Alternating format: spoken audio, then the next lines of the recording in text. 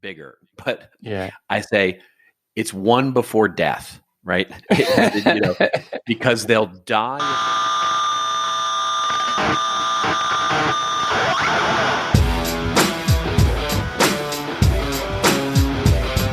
Hello and welcome to episode 118 of Rockstar CMO FM. The M is for marketing and the F is the world you decide. As you're probably wondering, does the world need another effing marketing podcast? I'm your host, Ian Truscott. I'm no rockstar, but I've picked up a thing or two over the last 20 years on my tour from techie to CMO, and each week I chat to the true rockstars, my fabulous guests and chums, and hopefully share with you some marketing street knowledge that will inspire your inner rockstar CMO. Come say hello. We are Rockstar CMO on Twitter and LinkedIn, and proud members of the Marketing Podcast Network. This episode was recorded on Friday the 10th of June. I hope you've had a good week and you are well, safe, and staying as sane as you feel you need to be. This week, Jeff Clark pokes at the soft stuff around implementing marketing technology that is actually hard. I meet Gated's co-founder and CMO, Melissa Moody, and I wind down the week in Rockstar CMO Virtual Bar with my chum Robert Rose for a cocktail and a marketing thought.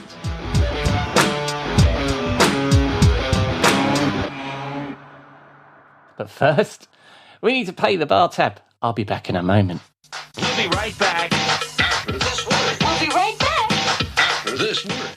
You may know you're listening to this show along the Marketing Podcast Network, but did you know there are other great shows on MPN to help your business? Christy Heiler hosts a fantastic podcast called Own It. Christy, tell us more about the show. Own It is all about celebrating women and non-binary advertising agency owners. We talk about buying out of the boys' club of advertising because less than 1% of ad agencies are owned by women. And where can people subscribe? You can find the podcast at untilyouownit.com. We're also on the Marketing Podcast Network at marketingpodcast.net. And of course, you can subscribe wherever you get your podcasts. You heard her. Go subscribe.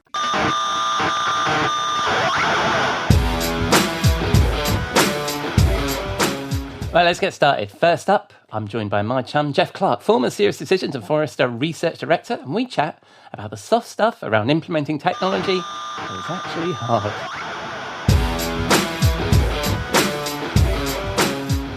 Welcome back, Jeff, to Rockstar CMO. How are you, my friend? I am doing very well. How are you doing? I'm doing good. Thank you very much, mate. I've had a very busy day, as you know, because I was a few minutes late for this. So that apologies London for that, traffic. mate. Oh, my God. Yes, I was on the M25, which is world-renowned, apart from, I don't know, you have a 495, don't you, that runs around most of your cities? We have lots of fives, and traffic's bad on all of them. Yeah. Well, which is the one up by you? 95, and then 95. And then the 495 loops around Boston. Yeah, no, I think it's the 95 that I've probably spent most of my life on up there, for sure.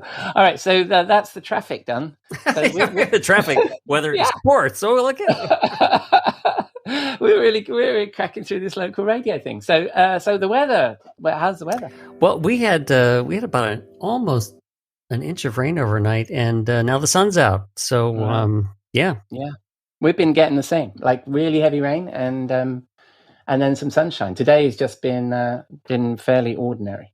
But it's not sunny at the moment, but fairly mixed kind of weather here in the UK, as all our UK listeners will know, as June often is. Absolutely. All right, so let's get on to the topic of the day. Last week was excellent because we tackled the Martech industrial complex, which I think was great. And just to note to listeners, and this will be in the show notes, Jeff, you've written up what we were talking about there. Written up our wisdom, and we'll post it. Yes. Yeah, 6 steps to get control of your tech stack. And then at the end of that conversation, we were talking about there are some soft spots in that planning that are actually hard, I think you said, as we were closing out. So on that topic, there's soft spots in tech planning. What say you, Jeff? Well, it is. It's an interesting jumbling of adjectives because and this is something I always used to say is like the soft stuff is actually the hard stuff, and so what's hard stuff and soft stuff? Well, the hard stuff is the getting technical requirements, dealing with IT, governance issues, system integration, and the soft stuff, if you will, is all the people things, people that require people skills, getting out of the cube, socializing with folks to how to make technology effective, and marketing operations, or people who gravitate to technology tend to be the people that like, sitting in the cube behind the big monitor and, checking out websites and, getting on community platforms and stuff like that. And then when it's time to get out and talk to the boss or get out and talk to their colleagues about, what do we really need here? It's not easy. Okay, so I get it. So what you're saying there's hard things that we need to do, which are very fixed things that we can do very programmatically, like tech requirements and governance. You can put a process around that. And then there's the soft stuff, which is trying to convince people this is a great idea almost. And just trying to understand them. Oh my God. And then for many of us, the soft stuff is the hard stuff. Right, got it. Correct. I think I've got it. Right, okay. You're catching on. I give it a go. I mean, I was late to our pre-meet, so I'm catching up. So what are the steps that people can be helped with this kind of thing then? Yeah, so to me, there are 5 things, and as every time we come up with a list of 5, 6, 7, or whatever, it's like I encourage somebody to say, well, there's one thing you forgot, or whatever. But but we limit them to 5 to 7 things on purpose. Right? Otherwise, we can't remember them. No, exactly. We learned that from the Bible. So the first one I've got down is identifying business needs, and this is because you've got to engage a buying team. So in almost all business to business buying scenarios, there's more than one person that needs to make a decision or to help make a decision. So how do you engage everybody to understand what their requirements are? And there's the kind of the technical system requirements, but then there's just the, what are you trying to accomplish? And, what's working for us now? And how can I actually go and create kind of a list of capabilities you want so that I can understand what piece of technology, would help satisfy those business requirements? And is it something we actually have that we could enhance, or is it something we got to go out and buy? And by doing this identification of business needs, what the result is of that is that you really build a strong foundation for what your investment proposal is going to be. It's like you've done the due diligence, you've talked to people, you've gotten their input, the pros and cons of where we are today, and if you skip this, the thing you could run into is you lack stakeholder support. It's like, I'm asking that we put investment in this particular tool, and someone says, well, did you talk to that person? Or, or I think we could do better with something else, So I think this is a really critical spot. Yeah. And where you're talking about soft skills, I think this is, it may be that somebody is quite proficient at building all the business needs, understands all the business needs, and you end up with the same set of business needs listed before you do that engagement. But the important part, like you were saying, is to get that stakeholder support and engagement. And it isn't really about developing business requirements. We can develop those in isolation. It's developing that sort of like community of business requirements, if you like, that sort of joint view of the business requirements. Absolutely, and one of the things that often would do during any kind of tech assessment or trying to help somebody build a business case is kind of go through and understand where the gaps are and talk to the different people who are involved in a process, which we'll kind of get to next. But it's talk to who's all involved and get their take on it, because that's how you build support. Yeah. So and then the next step you just mentioned in process. Yes, I stepped ahead a bit. So one of the other things that to me is really hard is developing new processes, and we may have talked before in this show about the kind of the debate between tech versus process versus data. And the reality is that anytime you implement technology or using technology, you are impacting a process. And so technology may change that process. But you may say, well, gonna buy the latest new tool because that's going to help us, like a content marketing platform. That's going to help us in actually implement a new process that's better. But sometimes it's really helpful to understand and document what the process is today, and so again, this usually requires going out and talking to people to say, okay, so how does this process work? Can I actually build a little flow chart, see where the execution gaps are, understand it's like, oh, here's where, like in a creative services process, here's where the ticket gets established, here's who it goes to, here's who reviews it. Oh, here's where here's where the roadblock is, where everything's piling up, and we need to fix it with a tool that does that. So the result of doing that work is trying to get that complete picture of the steps. Who are the users? What do we need to integrate with? So if I'm buying a content marketing tool, does it need to integrate with our current CMS? Does it integrate with our CRM? Blah blah blah blah blah. And where are the issues of data? So developing a process view is really important. Yeah. So, I mean, we covered that a bit last week, but we were looking at it from the customer's perspective, the process that they were going through with us and how we match the technology to them. So it's a similar thing here, right? Is part of our tech audit, isn't it? To understand our internal process and how that fits. Yeah. And so if you skip it, it's you may not see some unforeseen dependencies or things that, again, somebody's going to raise the red flag and say, whoa, you forgot about whatever. Yeah. And then what's your next step? So we've identified the needs. We've looked. I mean, you've said about developing new processes, but we've also audited the existing process so we can see where the tech fits into that.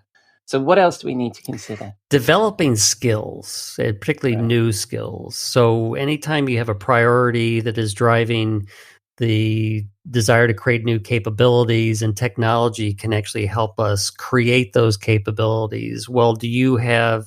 I mean, there's really two big aspects to this. One is, do you have the people who can actually use the technology? Mm-hmm. Is that somebody that needs to be hired, brought on board, brought up to speed, and then we can implement the technology. And then the second part is, just because I bought the technology and just because I did an internal webcast, here's how you use this tool.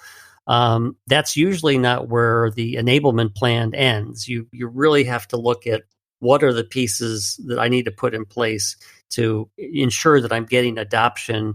And so that's not a one and done training. That's really a whole process of communicating, the purpose of this, how we're going to use it, how's it going to fit into your job. This is where the understanding the processes come into play, because you can say this is exactly where it fits in how we do our work and how it's going to make your job better. Yeah, and I've seen adoption being absolutely critical in B2B software implementations, because if the users don't like it, I mean, it may be, if it's a perpetual license and you're committed to it for 3 years, it doesn't matter. It's dying the moment it gets implemented. Right? Yeah. And if it's a SaaS solution where you can get out of that in a few months, then you're done, right? So user adoption is so important. And one of the clients I remember working with when I was at Forrester Serious Decisions was a company called Avanade, and they were really focused on how to make the analytics stack, if you will, work for the entire marketing as well as the sales team. Mm-hmm. And they said the biggest problem was enabling the staff, and that there's different places you go for certain metrics, there's different reports, etc. And it was not an easy job to understand how to bring them up to speed and make it successful, which eventually they did. Right. And by the way, Avanade are hiring. I just heard a recruiter approached me. I just thought I'd share that with the listeners, just in case they're looking for a role. Do you get any money for that placement? No. I heard about you from Rockstar. Yeah, exactly. No, we didn't get. Otherwise, it would be in the ad section, right? I'm very careful about separating out those things. All right, and then what? And as I mentioned, if we skip that, right, then and we don't get user adoption, what's your view on that? It's just you're not going to hit your desired results. The goals of why you bought the tool. So it becomes a missed opportunity, and adoption. I mean, I've done so many different tech assessments where it's like, well, we don't use this tool. Why don't we use this tool? Well, they implemented it and we didn't really hear much about it. And so we just decided it wasn't worth using. And it's like, when we're spending, whatever, tens of thousands of dollars on subscription or license fees for something that's just sitting on the shelf, if you will. It's amazing how that gets lost, isn't it? How at the beginning that ROI conversation is so hard. Yes. And yet when something is a year and a half in, and somehow those costs get kind of lost somewhere until somebody comes along and looks at it. It's like your home subscriptions to Netflix and Apple and Discovery Plus and all that, isn't it? It's like, oh, look at all these bloody things we have. Yeah, right. How did we get here? Yeah. So those are the soft skills about identify the business needs, developing. So we need to change and develop new processes. We need to develop new skills. What else? I mean, we're talking about change here. What is that?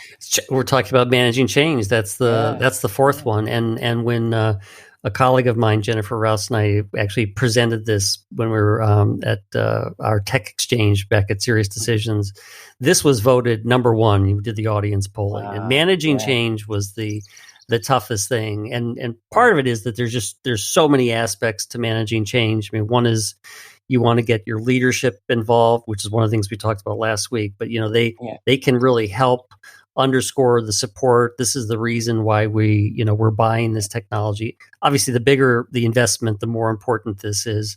And then the other thing is that it's kind of incumbent on you or whoever the owners of the technology to communicate how we're going to use this. So there's the why. Why is this important? And then there's the how are we going to use this?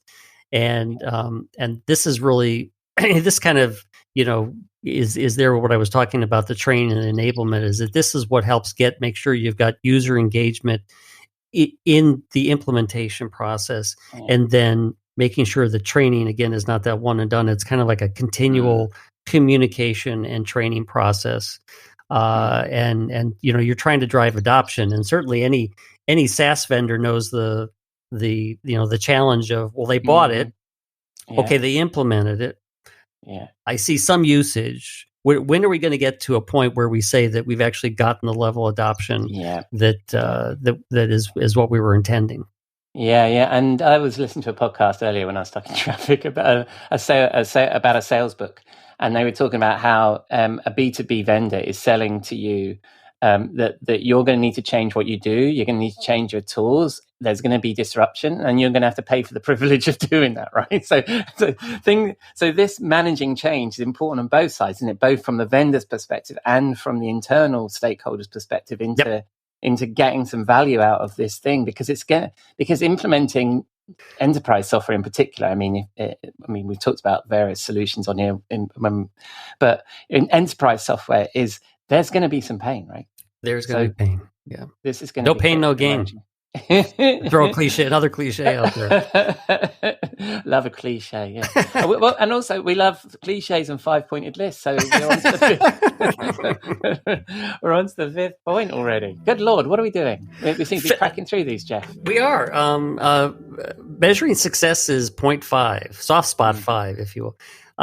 And sustaining change requires evidence that you're actually driving value with the change. So, and so, if you sort of think back to the business case, hopefully you developed for this, where you said, okay, the reason we're doing this is because the company has, or the marketing has, a certain priority. We felt that by investing in this particular technology, we were going to deliver a specific result. And so at some point, or actually probably at multiple points, you want to be able to say we're getting the results that we were intended. And certainly one of the results is just adoption itself. So, we can report, after a month, 2 months or whatever, it's like onboarding a new employee. The first 90 days, I can report that we got to this point, and this point. But at some point, you're going to should be asked about, well, did we get the value out of this that was intended? And so again, go back to the original business case and try to prove that you've done this. And you're trying to get out of this is the recognition that you're a good steward of the resources of the company.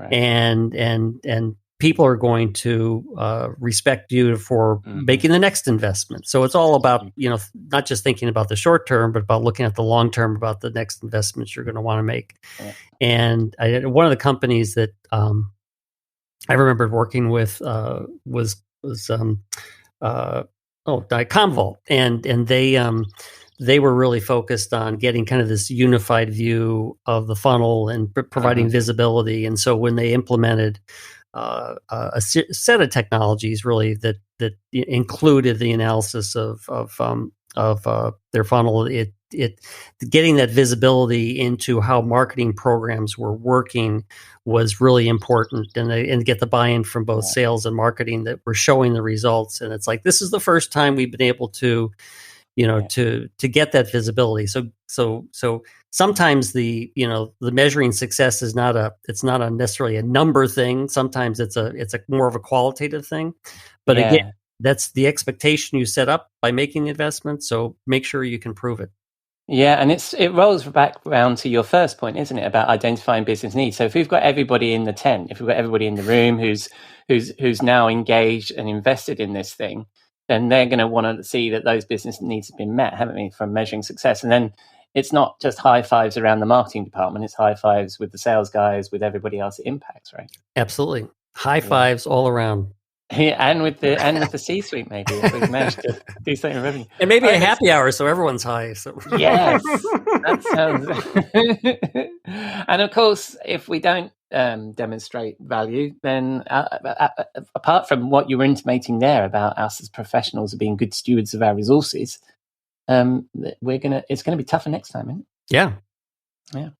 All right, so that's excellent. So those are the 5 soft spots in tech planning. They're actually hard, but are not hard because they're different things. All right. I think we're going to try something different this week, Jeff. So, what's the song you got for us this week? We are going to try something different, and so I've plugged my guitar into this little sound box, and I mean, the thing is that one of the things that I always thought was kind of an interesting metaphor about the soft stuff is the hard stuff is that from a performing music perspective, sometimes it's really easy to pull off a rock tune that's just got a driving beat or something like that. But then if you try to tone it down and people can hear the nuances of your song, it's harder. And I've never heard you play guitar before, and so I think you're setting yourself up here. I am setting myself, go ahead.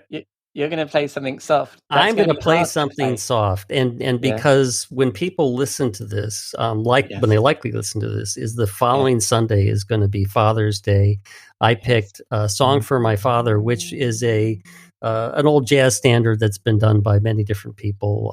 And anyway, I just thought I would use that to play out, and we'll see how this goes.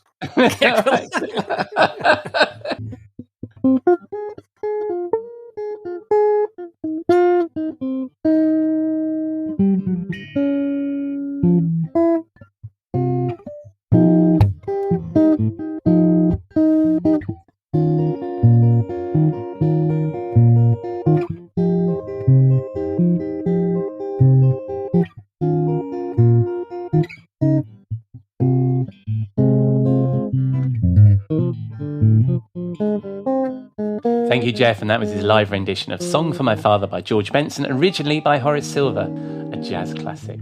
I've never heard Jeff play the guitar before, so that was an absolute treat. Jeff is back next week. Not sure if he's bringing his guitar, but if you need a guitar player or some marketing advice, give Jeff a shout at hello@rockstarcmo.com. On to our guest. Melissa Moody is co-founder and head of marketing at Gated, a high-growth startup that reduces unwanted email in your inbox and benefits charity. She's a relentless advocate for user-first marketing and giving everyone the ability to focus in an increasingly distracted world. Prior to Gated, Melissa spent 13 years at Google leading industry marketing and mobile web partnerships for some of the world's largest travel companies. It was splendid to chat with Melissa. I hope you enjoy this conversation.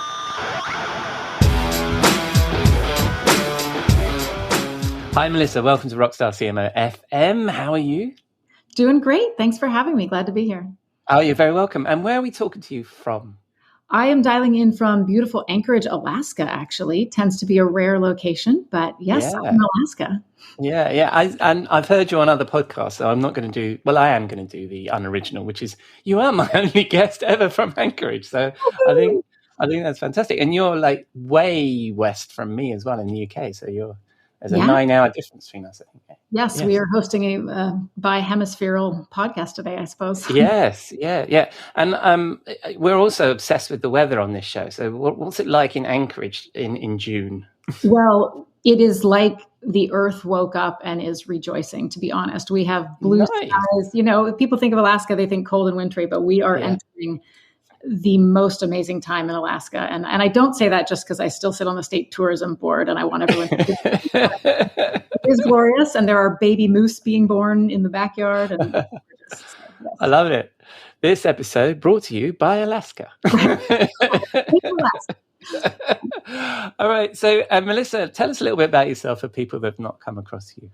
Oh, let's see. Well, I often kind of drop myself into, I've called it the 3 M's before.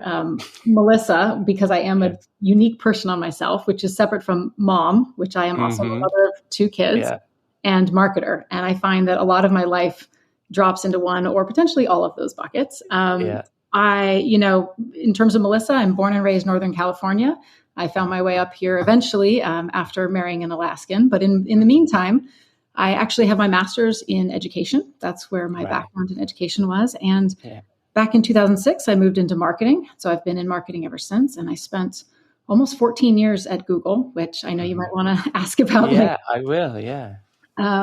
Spent 14 years in marketing at Google. And in the fall of 2020, decided to leave and pursue something more on the ground from a startup perspective. So I know we'll talk about that too, but I'm someone who has both seen the good and the bad of the large and the small. So, well, let's start off with where you are now. Tell us about Gated, because I had, obviously we chatted before, and I do a bit of research, and I'm fascinated by this product. Tell me what the product is and how it works. Well, it's a great question, and I'll probably spin it a little bit because I'm a marketer, right? You're in good hands. Right. On the most straightforward side, it's an email solution that reduces noise in the email, in your email inbox, by asking people you don't know to donate to charity to reach you. So that's pretty simple. It's pretty straightforward. When our founder first created this, he built it for himself because he was a GTM exec who was both creating pain and sending out 1 million person email campaign. And he was getting hammered by it. And marketers are being targeted because we have budgets. And so you get told to all day long. So he created a very simple solution. But here goes my little marketing spin for a bit. Our vision is much bigger. We live in a world where the distractions are coming in faster and more furious, and they will continue to do so in the years ahead. And so what Gated really does fundamentally is it actually gives you a solution that protects your attention instead of being one of the many tools that tries to steal it. Right. I love that. But I also love this idea of there's a good element to it in that if the person does want to get through your filter, I won't say what kind of filter, through this filter and to connect with your inbox, they have to make a contribution to a charity of your choice, right? Yeah, that's right. When it first started out, our founder, Andy, he was just playing with it in his own inbox, and he had actually built it, you pay me to reach me. We found a couple things. First, honestly, it's the dollar amounts aren't big, right? So people don't need a couple more bucks a month.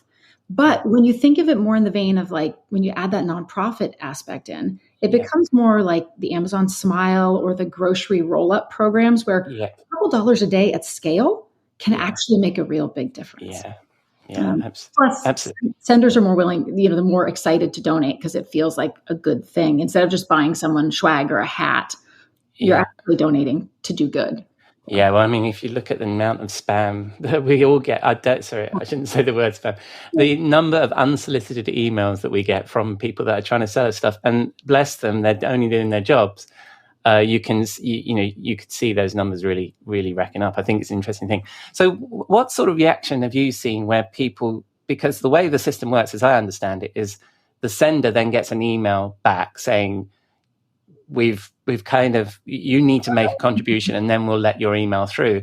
Does that, what's the reaction then? So it's pretty much always a two-part reaction. The first thing is, oh my God, you're forcing me to pay. It's never been done before, right? Like we pay with pretty much every other marketing channel, just for the record, even direct mail, you put a postage stamp on there, right? And that stops a lot of things coming through. So the first thing is, oh my God, I have to pay. How am I going to pay? The intent is not that we have SDRs pulling out their credit cards. Like that's not where we're going. That shouldn't be the solution. But there's a moment of, I have to pay and why, and I'm being blocked and I don't like this. But pretty much every sender we talk to, and we have multiple amazing sales leaders on our advisory board, they have a moment where it switches over because here's what they realize. Senders right now, the deliverability rates are maybe like less than 1%. We're hearing 1 to 2%. You send 100 emails, you get one back, maybe. With Gated, all of the a lot of that clutter in the inbox is gone. So A, your email stands out. B, the recipient knows you've donated. So there's already like wow, that's cool. And we're seeing actually the reply rates from Gated are around 50 to 60% when someone actually donates to reach you. So what senders are seeing is that for the first time, they can actually reach people. And for them, when they really think about that as an evolution of email, it makes a lot of sense. So it's funny, the two-part reaction is, oh my God, and then, oh my God, I love this. And, I like this I love this for two reasons. One is I think then, as you were saying, there's a psychology around reciprocation, isn't there? So somebody has contributed something to get into your inbox, so therefore you feel psychologically obliged to reply to them. So I guess that's why that works. And the other part is, I mean, you can see the bookshelf behind me. I've read a lot of Seth Godin over the last God knows how many years and listened to him a lot. And when he was at Yoyodyne or Yahoo or wherever he was at the beginning of his career, he was saying we can cut out all spam by just charging a very small amount of money for every email that's sent. Like your analogy about putting a stamp on a thing. If we did that, then spam would stop. And I'm using the word spam because that was the there is real intentioned email for sure. That would be spam. And so I think it's fascinating that's that idea, like 2 decades, maybe even longer later, and that's actually working. I think this is great. Yeah, we have a quote from Bill Gates in 2004, and he said, "The problem of like unsolicited email," and that was 2004. Can you imagine there are 347 billion emails sent a day right now, a day. Wow. So like he said in 2004, the problem will be solved with a monetary incentive. And that's essentially what Gated does is we place a marginal cost. I mean, it's $2. We're not talking $10, $50, $2 to reach them. It's a little cost, like a postage stamp that just says, I value your attention. I have something to offer beyond spray and pray, because that we're broken right now. Spray and pray is not working for anyone. Yeah, no, I love it. And I think we should move on to talking about you rather than your product now. But if people want to learn more about it, where are they going to find out about Gated? Right. Well, website, easy enough, gated.com. That's GATED. Here's the fun thing. Because my email's gated, you can reach me. You can reach me, Melissa at gated.com. You can email the CEO, Andy at gated.com, and you'll see it. It's a cool way to start. So we're on LinkedIn primarily on our social, but the website is a great place to learn. Oh, and there was another thing before I pressed record. You were talking about something called Product Hunt, and you're launching on that. Yeah. So Product Hunt, if you're not aware, is kind of a site where new features, but also new products are often launched and shared with people. And because our product has only really been out since March of this year, Product Hunt, we're kind of launching on Product Hunt. We're putting it publicly there on June 17th. So, wow, that's an exciting time. I hadn't realized it was so new in the market, to be honest, despite the research. So that's very exciting. And so good luck with that. Anyway, let's go back to you. So you came from your career at Google, which you were talking about, but I was fascinated by your background in teaching. What inspired you to switch? And I always ask my guests, what inspired them to get into marketing? But you came from teaching, which is really a calling, isn't it? Really, as much as a job. So what made you switch to the marketing industry? Yeah, well, I do think you're right. Teaching is very much a calling. It's a passion. It's something that people are truly passionate about. And interestingly enough, I have and will never lose my passion for education. I believe education is the most important thing we can give every generation. what I did discover about myself is, and I say this to anyone looking for a role, is I think one of the things to judge a role that you're searching for on is the pace. I think pace is very important. And I realized after, I taught for 4 or 5 years and got my master's and all of that.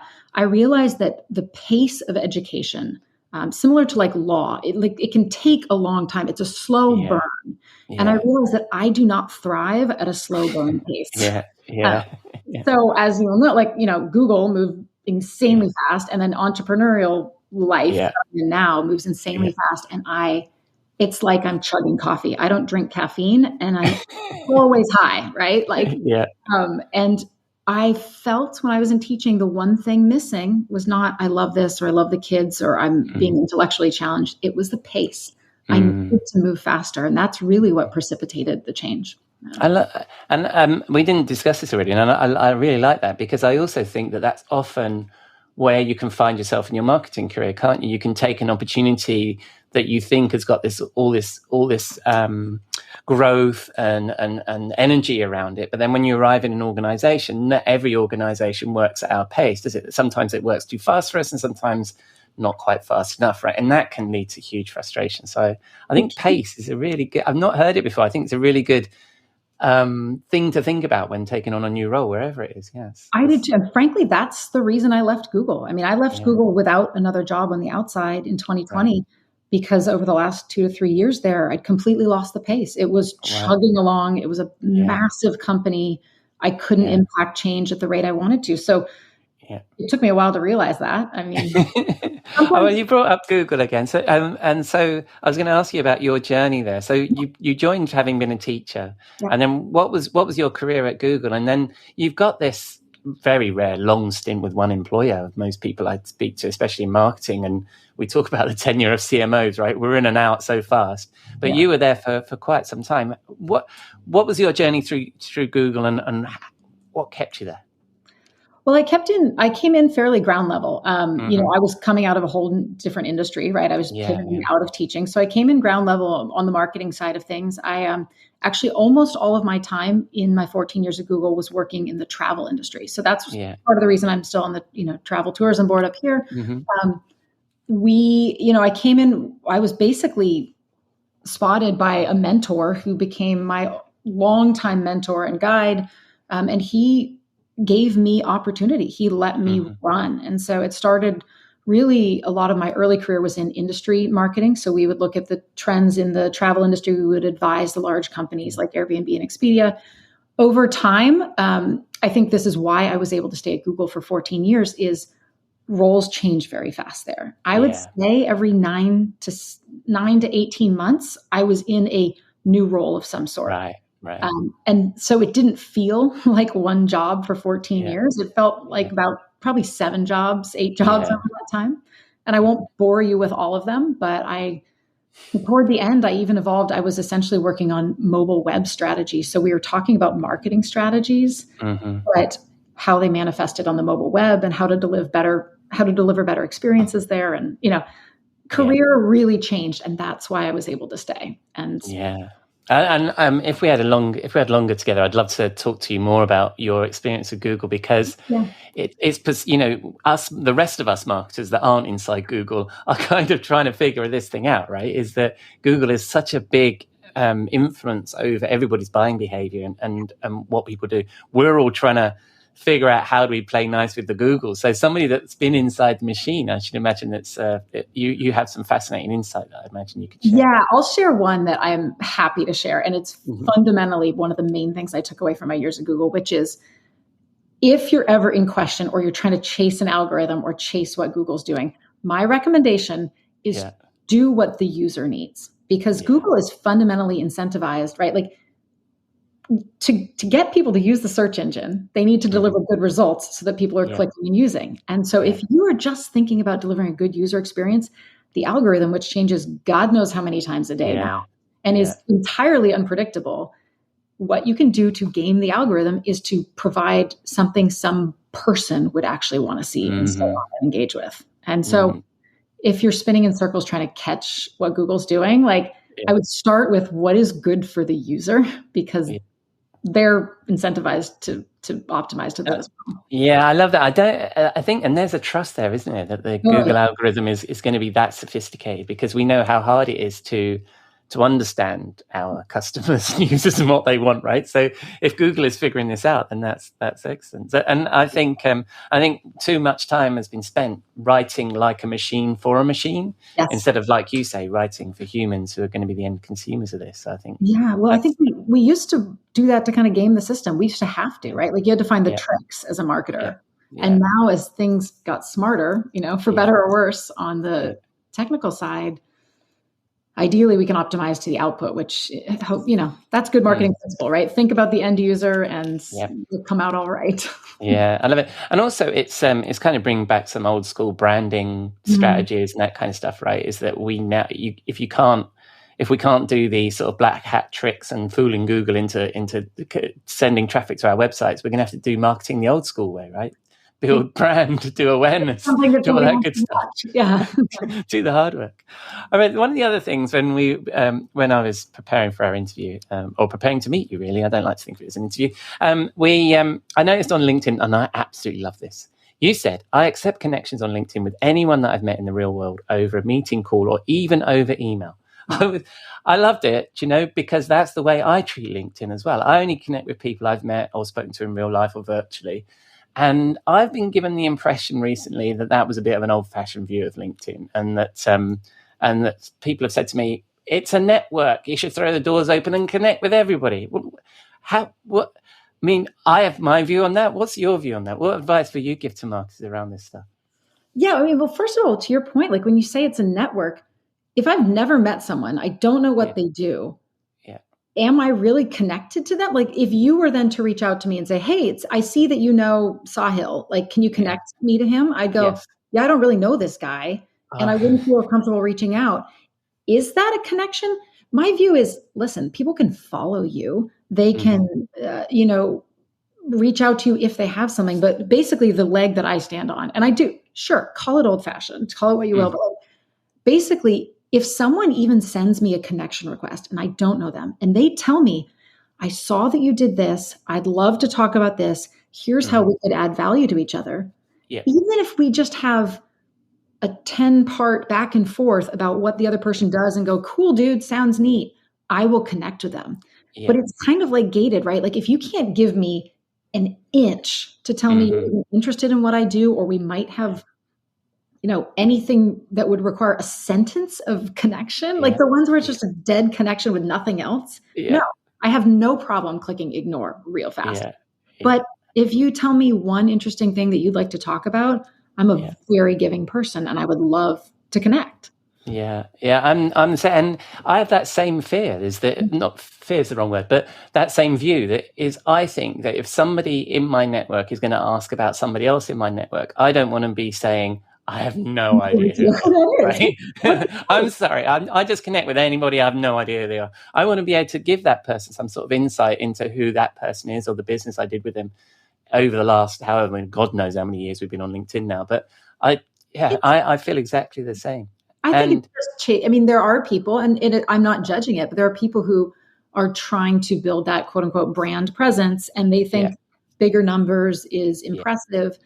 I think bigger numbers of followers is impressive because people want to do what you're saying, but bigger numbers of connections, that doesn't tell me you're more important or more savvy or more worth my time. No, absolutely. And also it just destroys your feed, doesn't it? I mean, if I look at the way that I've treated Twitter is similar to the way some people treat LinkedIn. I mean, that's just, I'll connect with all sorts of people. I'll follow people.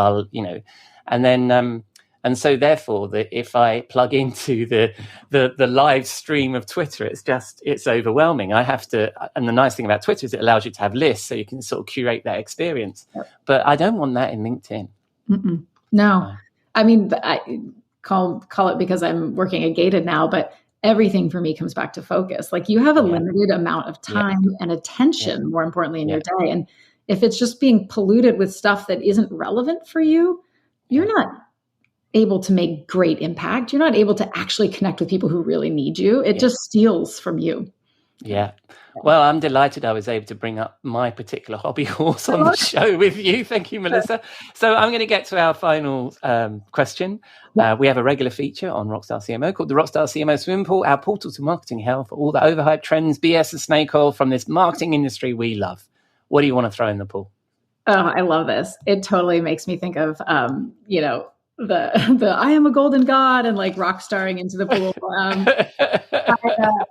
I will say, I thought of something else that was a little bit, everybody would throw that in the pool. And then just last night I had one, which was, oh my God, I would chuck that in the pool so hard. Here it is. It is posting on Twitter and then taking a screenshot of that and then posting it on LinkedIn and then essentially having your Twitter accounts like your LinkedIn one and your LinkedIn one's I'm going to put this out there. We can see through that bullshit. Mm-hmm. Whoever you are that's doing that, it's so easily visible. Unless, here's the one exception. If you have a Twitter post that has like 3,000 likes, yes, tell me how great that was and share it. But when I see like, this got 3 likes on Twitter and now it's on LinkedIn and everybody's thumbing it up and you're all the same account, that is, I'm sorry, folks. Can we just stop it? Can we just stop? Just the general kind of crappy behavior on the social networks, try and game the system. Again, we're back to Google, aren't we? It's just people trying to game it, isn't it? Yeah, and or just likes and stuff. Self-aggrandizement. I'm sorry. Yeah, I'm not for post's sake kind of person. So. I love it. Thank you very much, Melissa. I suspect that when we consider what we're going to chuck in the pool, that'll definitely be in there. So thank you I will come over and throw it if you don't. Excellent. Thank you, Melissa. So we talked about where people can find you on Gated, but when people spin the dial on the interwebs, where are they going to find you? Ooh, that's a good question. So email me directly. I still love email because, I'm gated. So melissa@gated.com is the best way. I am also, we're starting up a TikTok handle. So prepare yourselves, folks. We are just diving in. And if you're on TikTok, you can find Gated and me. I'm going to start being on there more at Find Your Focus. Find Your Focus. I love it. All right. Well, I'll include all those links in the show notes as well, so people can find them there. And thank you very much, Melissa. I look forward to chatting with you again. There's so much here that I would have loved to have dived into. But enjoy the rest of your day in Anchorage and the beautiful day that you've got. Thank you. Thanks for having me. Cheers, Melissa. Love that.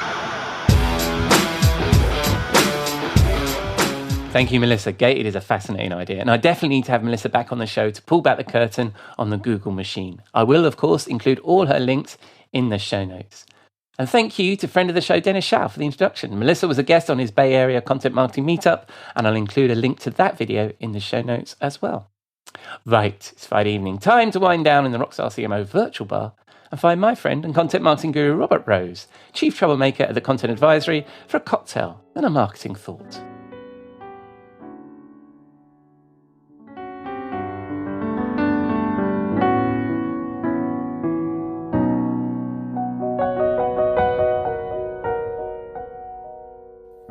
Good evening, Robert. What are you drinking? Oh, hello, my friend. Well, I am so glad, first of all, that you have fixed up the bar and made a theme for me this week. It is, I have to say, this 1980s theme with the 80s video game, it feels like a classic arcade in here. There's Galago in the corner, there's Asteroid. There's Donkey Kong. So many of the cool games. I'm really impressed with how you fixed up the bar. It's a little loud, I'll tell you that. It's a little loud, but it's fantastic. Again, just for you, Robert. Again, yeah. A couple of weeks ago, we had this whole thing set up as you don't know how much it cost me every week to change the decor of this bar, just to. And what everybody should know is that you have zero idea of what I'm going to be coming in with every week. So my whole endeavor there is to make work for you and make your job even more difficult than it is. And yet, would the listener notice? They won't, because it's so seamlessly done. And yet, I still get invited back week after week. It is. Well, thank you very much, Robert. I'll wait for the din to calm down and the Donkey Kong to stop conging or whatever he's doing. That's right. But we do have a lovely cocktail that will keep us a little bit sharp tonight. Tonight we're going to go a little healthier, and we're going to go a low alcohol. This is a starter cocktail for us. This is a fantastic cocktail to have before dinner, before you open that. You've got an amazing bottle of wine that you want to open up, and you want to maybe polish off 2 bottles of it, or you want to really dig into a good bottle of wine. So you want something light to start with. Yes. And we're calling this the Americano, of all things. And if you can imagine, basically a Negroni without the gin. And so here, I know it sounds a little odd. Especially for you. I'm feeling faint. Yeah, it's lovely because the way you do it is you simply so over ice, you put in a couple of the bitter orange aperitif. You like a Campari, like that would be a great start, and then a little bit of sweet vermouth, and then a little fizzy club soda or sparkling water or whatever your favorite sort of fizzy water is there, and then a little bit of orange peel to sort of garnish it off there. And it's a lovely, refreshing drink, very low alcohol, obviously. And you would use that as your starter cocktail before you move on to a beautiful, heavy Italian meal where you're going to actually, you're going to dig into a good, just maybe a great Chianti or that sort of thing. Yes, a Barolo. Yes. Barolo? Yes. All right. Yeah. You've got me fantasizing about wine now. And I was going to ask you actually last week, because last week was our Queen's Jubilee, and I saw the pictures from the balcony where the kids are absolutely in horror of something. Yeah. And then that was the airplanes doing the fly past. But I learned this years ago from somebody that had actually met the Queen, was in the armed forces. And she likes a Dubonnet and gin, I believe. I don't know if you've ever come across that particular drink. But I thought, as last week was Queen's Day, I thought I'd ask you about it while I put together one of these refreshing low alcohol non-gin drinks from the ingredients of my desktop bar. Find your corgis, I guess. Yeah. Well, I'm going to start off with the thing you said not to put in this drink, because I don't have any Campari, so I'm going to replace the Campari with Hendrick's gin, Neptunian gin, as I shared last week. Gift from my wife. Ooh, this is definitely not low alcohol. That will not be light alcohol. Yes, that will be something different. Yes, and then I'm going to follow this up with some delicious cucumber flavored infused tonic water from the nice people at Viva Tree, who don't sponsor this show. Let me give this a sip. Oh, that's wonderful. Not particularly light, but I think I'll be fine with my big Italian red after this. What are we calling this? We're calling this the Americano cocktail. Yes. It's delicious. And where are we going to be sipping these Americanos? I think we have to go to Italy. I mean, I think, nice. So the reason it's called the Americano is because it was Americans in Italy that actually popularized this. Leave it to Americans to butcher something and make it, hopefully a little nicer. But certainly, I'm sure the Italians were rolling their eyes as they asked for basically a Negroni with no gin. Yes. So, giving it a fancy name, I suppose, is the only thing you have left to do. Yes.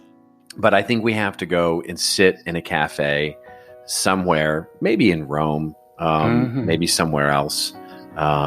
Venice maybe, and just sit in a cafe, watch the world go by, and drink these lovely drinks as on a summer day. I love it. Yes, and I forgot to mention that I could drink these every week. That's probably the line you were waiting for, but I've never know what to expect from you. So. Says the man who's brought Space Invader machines into my bar. That's right. All right. You could have said no. And what a lovely location you've chosen.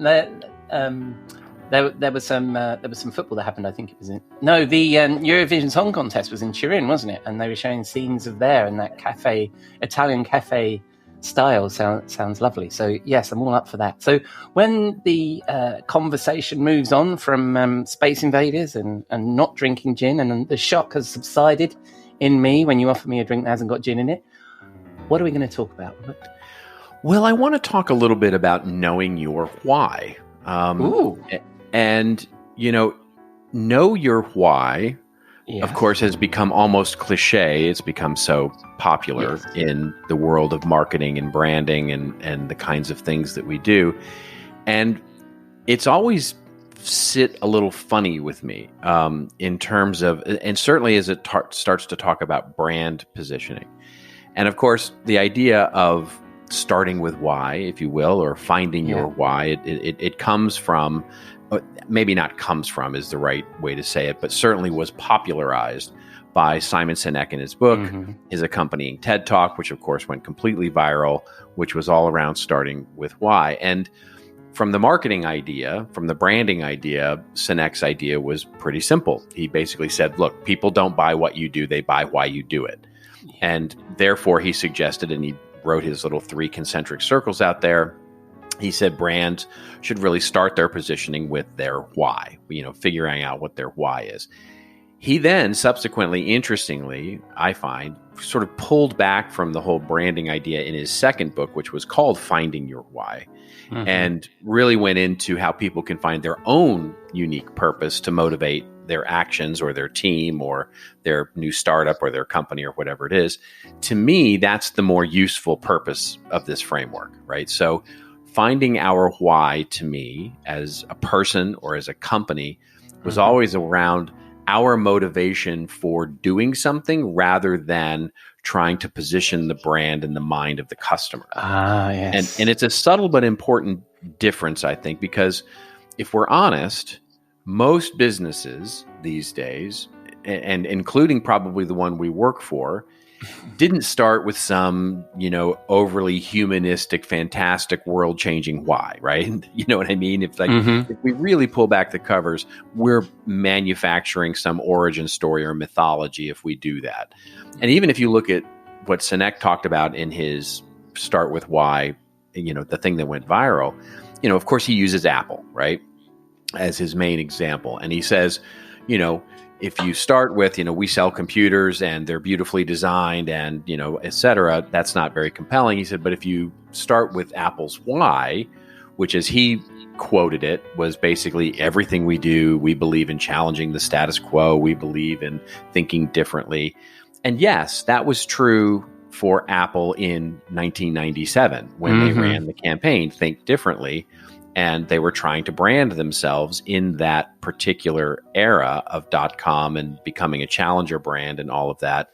Their whole why was Think Differently. But remember, Sinek's talk and his book was written in 2010. And in 2010, if you had looked at the Apple campaign, it was Get a Mac. You know what I mean? It was literally John Hodgman and Justin Long as the Mac and PC arguing with each other over which features within the computers were more compelling for users, which is exactly what he told us not to do, right? And so the interesting thing to me is not necessarily that, but so understanding your why is really important. And I don't want to degrade that too much. It's really important to figure out if you're a new company, if you're a person trying to figure out your major motivation, it is incredibly important. But understanding your customer's why is really what we need to start with. And matching that to our why is the key, right? In other words, looking and understanding your customer's why differentiates you if you can match it to your why. And businesses still to this day are struggling to create content that really differentiates them. And it's not because they don't understand how to discover their why. I mean, there are books like Sinek's and so many others that help us do exactly that. But it is connecting that to our customers' why. That's the bridge to differentiation. The way I've been talking about this a bit in conferences and workshops and stuff is like, you've heard the advice that was given out of a book that says, do what you love and the money will follow, right? And that encapsulates perfectly why it's really important to understand your why, right? Do Yes. what you love, or, what is your Yes. why? Why are you doing it? Your motivation, and the money Yes. will follow. And I kind of believe that, but I think there's a better tweak to that. And what I've been saying lately to my clients or the people that I coach or anything like that is, when your audience loves what you love to do, the money will follow. And that connection is the important part, matching your brand's why to your audience and customers' why. That sets you on the path of convincing them to love what you love to do. And that's how your brand will find success. Yeah, I like that. But I also think with that statement is, if you're going to say a statement which is, if this happens, then I'm going to make more money, your actual why is the making of the money, is it not? I mean, right. So, well, right. Exactly right. Why am I doing this? Which it all comes down to in some form or fashion, right? Yeah. There's a funny line that I use in workshops where I say, what I want you to do is I want you to continually, I partner people up and I'll have them ask why their customer cares. Have you say something about your product or your brand or whatever. Yeah.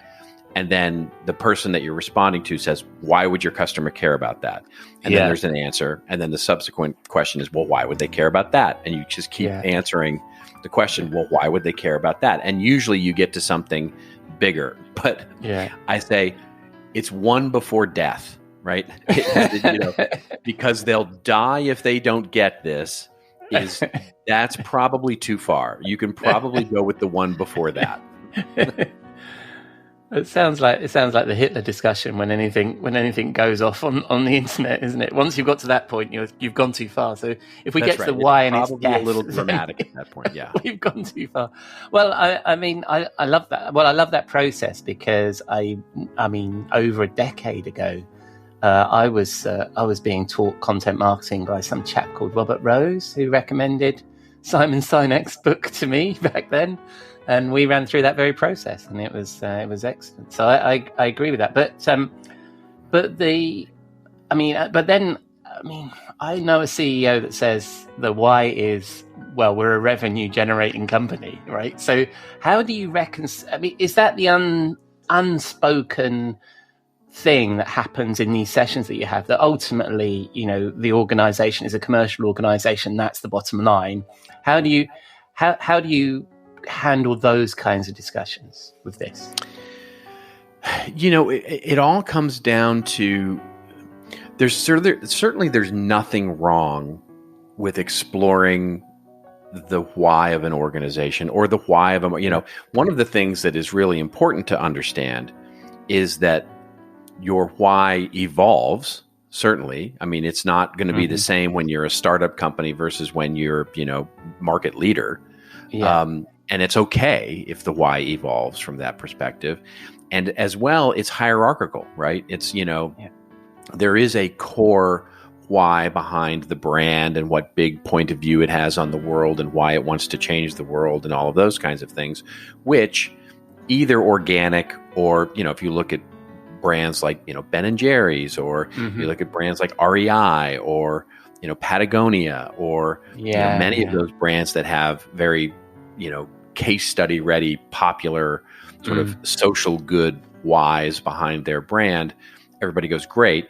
In many cases, if we're completely honest, we're manufacturing some of that, right? The original why behind the founders' organization creation was because they wanted to make money selling a product that people needed. That's it. That's the why. But we can start to manufacture something that is more palatable, and certainly more compelling than that. And so that's a marketing exercise for sure. And it's an important one. I don't want to deprecate it too much. It's an important one to understand that core value of what everybody can get their heads around and dreams around and be inspired by. It's an important thing for getting to their business. But understand that when we're at the content level, like when we're trying to create campaigns and we're trying to create, content at the most tactical level, understanding our why is not going to be terribly helpful on a day-to-day basis. No, absolutely. It's just not. It's just like not every campaign and not every piece of content can ladder back to, we want to save the world from bad, airplane food, or, whatever it is that you're, your big, it can imbue it, it can be imbued by that brand value, but you at some level have to start to understand that there are multiple whys that are big whys and little whys. Now the exercise still becomes valuable.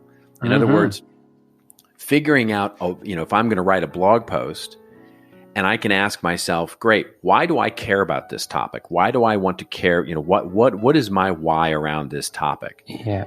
That can be a little why that helps me get to a deeper value of what it is I'm trying to communicate through this blog post, rather than just saying, oh, I want to write the blog post so that people read it, right? Or I want to write the blog post because, I want to elicit the 10 top ways to, clear out your inbox, whatever it is. I can get to a deeper meaning, a deeper level of meaning, and hopefully make a better piece of content out of it. So understanding that it's hierarchical, that there are multiple whys, and that there are big and little whys that are okay, right? Not everything has to be philosophical and change the world. We can do things for whys that are little, but if we just do the exercise, it's a good exercise. There's no reason not to do the exercise. But what it really identifies is our motivation. It's our motivation for creating something rather than the point of view itself. Yeah, absolutely. And the and like you say, it's aligning with the customer's why, or the reader's why, or whatever it is that you're doing.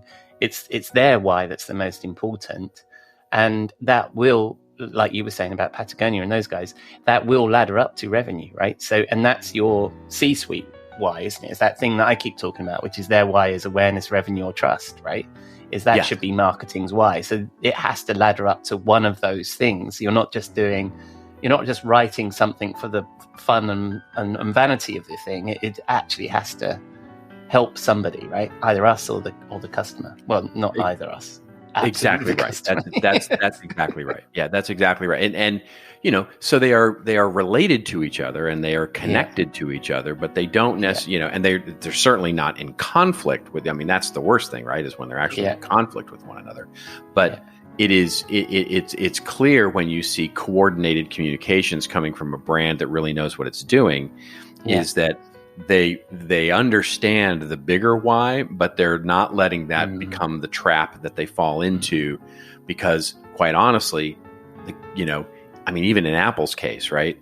If you go back, it's convenient now that, that we care about Apple's think different, but it could have easily gone the other way, right? I mean, in most cases, our deeper why, our customers don't really care that much about. Yeah, but they catch on to some of these things, and I think it's a bit like our conversation last week about brand, right? A lot of us carry around in our heads how we feel about Apple, and some of that probably for people like you and me that remember those ads from then, some of that is part of that, isn't it? And that's our why for why we choose Apple products, because those brand values were fed to us at that point, I guess. Yeah, we love it because it worked. Yeah, exactly. Yeah, you didn't get a blue screen of death for a start. Yeah, it was a beautiful thing. Yeah. We like it because it worked, but we have to remember, nobody in the moment knew that it would work. No, that's for sure. Well, so when you're asking why the why of what your audience wants to read, where do you go publish that, Robert? Well, if I'm talking and speaking about things, we do things on our little website, which is contentadvisory.net.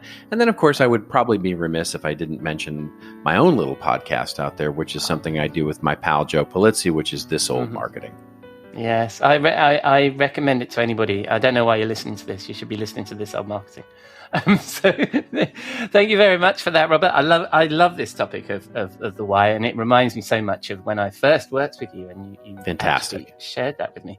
But when we spin the dial on the interwebs and other people want to engage with you, where would they find you? They'll find me on LinkedIn, and they'll find me on Twitter, and that's about it. Splendid. And more importantly, will I find you in the bar next week? You will indeed. All right, mate. I'll see you then. Yep, cheers.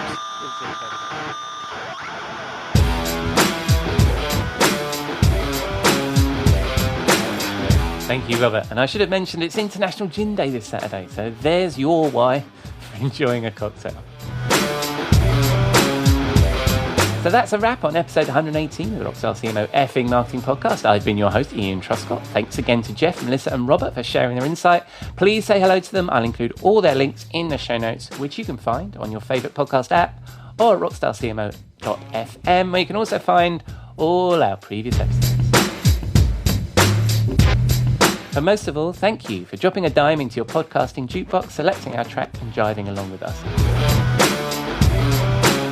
So, does the world need another effing marketing podcast? Let us know on the socials or drop a rating or review in your favourite podcast app, or just keep listening. I'm glad you're here. Next week, as you heard, Jeff and Robert will be back. And speaking of coming back, Kathy McKnight, also of the Content Advisory, will be back to talk about her new podcast project. Until then, have a great week, and I hope you'll again join us here next week on Rockstar CMO FM.